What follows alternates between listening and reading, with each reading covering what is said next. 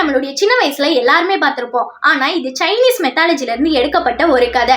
பைசுஜன் அப்படின்ற ஒரு பாம்பு பெண்ணாக மாறி சூஷியான் அப்படின்ற ஒரு மனுஷனை கல்யாணம் பண்ணிக்குது. 2 பேரும் சந்தோஷமா வாழ்க்கையை நடத்திட்டு இருக்காங்க. அண்ட் ஒரு மருந்து கடையை ஓபன் பண்றாங்க. அப்போ ஒரு மாங்க் வந்து உன்னுடைய மனைவி மனுஷி கிடையாது, ஒரு பாம்பு அப்படின்ற விஷயத்த சூஷியான் கிட்ட சொல்றாரு. ஆனா அதை அவன் நம்பாத காரணத்தினால ஒரு ஒயினை கொடுத்து உன்னுடைய மனைவிக்கு இதை தெரியாம சாப்பிடக்கூடு அப்படின்னு சொல்றாரு. அதே மாதிரி சூஷியானும் செய்யறான். அந்த ஒயினை குடிச்சது பைசுஜன் ஒரு பெரிய வெள்ளப்பாம்பா மாறிடுது.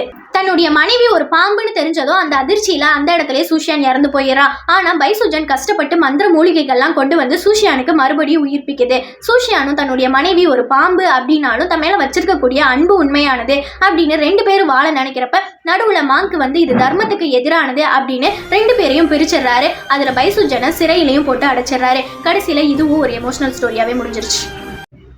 இந்த ஸ்டோரியை எந்த மூவில பார்த்திருக்கீங்கன்றத கமெண்ட்ல சொல்லுங்க. அப்படியே சப்ஸ்கிரைப் பண்ணிருங்க.